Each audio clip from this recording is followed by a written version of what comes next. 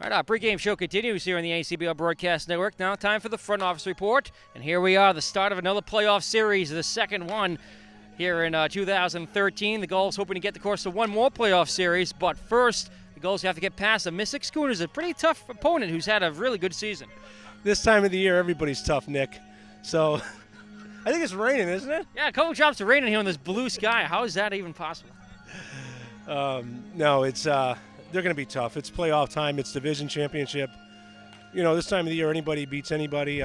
We just got to do what we're capable of doing and take care of our own business. Of course, 12 years of 13 now, the Gulls have made it to this moment.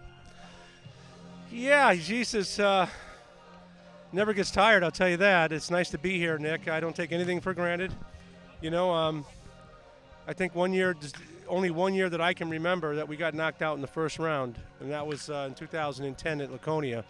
But since then, you know, last 11 we went a little deeper, and 12, of course, we won it all. So this team is poised to go pretty deep. I think they're ready to go.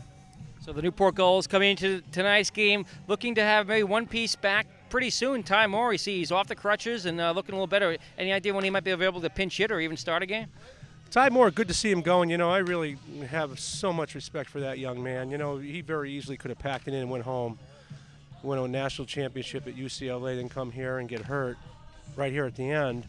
You know, a lot of kids would say, oh, okay, I'm tired, I'm going home. But he's sticking it around, worked through the rehab, and he's starting today. Starting in the DH hole today. So that's very good news to see him back, especially if that injury is a scary injury only a week ago. And to have him make this recovery and be back in the lineup that quickly is remarkable. Yeah, you know, he's just testament to the young man's character. I'm so happy for him, and our team's going to be better for it. Meanwhile, Chuck, the Gulls have lost a couple of pieces. Some players have had to go home, including Darren Gillies, Brett Lillick, and David Graybill. Yeah, 3 different scenarios there. Graybill was injured, unfortunately for him. It was something that kind of came from what happened to him in the season. It happened twice. His left shoulder pulled out of the joint, and here it happened once. So he probably needs to take care of that. You know, his arm was pretty good when he pitched those 2 innings for us. But, you know, he has to go take care of his physical condition first. And it's to me, it's a real shame those other 2 guys left. That's the end of the story on those 2 guys for me. So the Newport Gulls here tonight also have another issue that's on the infield. Trey Stampsing, after he started all 44 games this summer for the Gulls, he was there whenever the Gulls were on the field. It happens in baseball. It was an ejection in the 7th inning of the last game, so league rules, he has to sit out today's game, but will be available, of course, for Game 2. But that's going to create a little bit of a different defensive alignment for Newport for the first time this season, and the Gulls will have to showcase their depth in the infield. You know, that's a real unfortunate situation for the Gulls and for Trace. Trace is a competitive kid. You know, what about him is he started out a little bit shaky defensively in the course of the season. He just continued to get better and better. And, geez, by the end of the season, he's as good as anybody I've ever seen here in that position. Offensively, he just took over. You know, he's really been a real steady Eddie for us and really has been a real force. We're going to miss him tonight. But this group of young men here are poised and prepared to play and get after it without him. You know, we've got to be able to do that. And it's unfortunate that Trace has been our shortstop every game, but these guys will pick it up.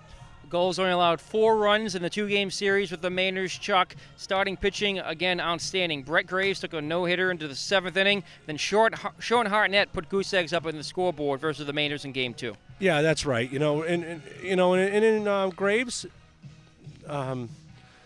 position, those runs weren't really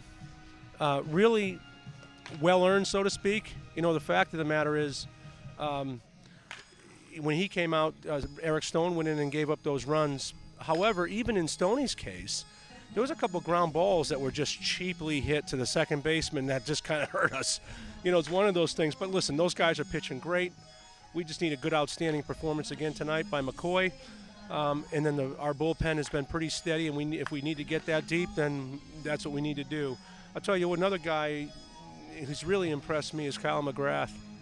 When he comes into a game for us, he's been pretty lights out over the last 3 weeks or so, or month. You know, again, but that doesn't. I mean that about all of our players. He just reminds me of how good we've been. Yeah, Chuck, you've summoned one of probably the better bullpens we've ever seen here with the Gulls. Of course, the back end of that bullpen, and Kyle Wilcox has been lights out himself. Yeah, I mean, he's awfully good. And you know, I don't think he pitched as well as he could the other night in Sanford. I'm not sure if he was quite ready. You know, if he went out to the bullpen too late, it seemed like about the fourth hitter that he faced, he started to let it go like he can, and maybe it took him a while to warm up. So, but again, he doesn't give up a run. So we're pretty happy about him. He's a special young man. Newport Gulls and the Mystic Schooners here tonight in the NECBL Eastern Division Finals. Chuck Baber, thanks for joining us for the Front Office Report. Thanks, Nick. Thanks for having me, and let's get after another one, Nick. Thanks, Chuck. Our pregame show continues. Coming up next, Hillary Casa, Jared Ware, and Mystic Schooners broadcaster Kevin Noonan will have the Broadcasters Roundtable as our pregame show continues prior here to Game 1 of the Eastern Division Finals on the NECBL Broadcast Network.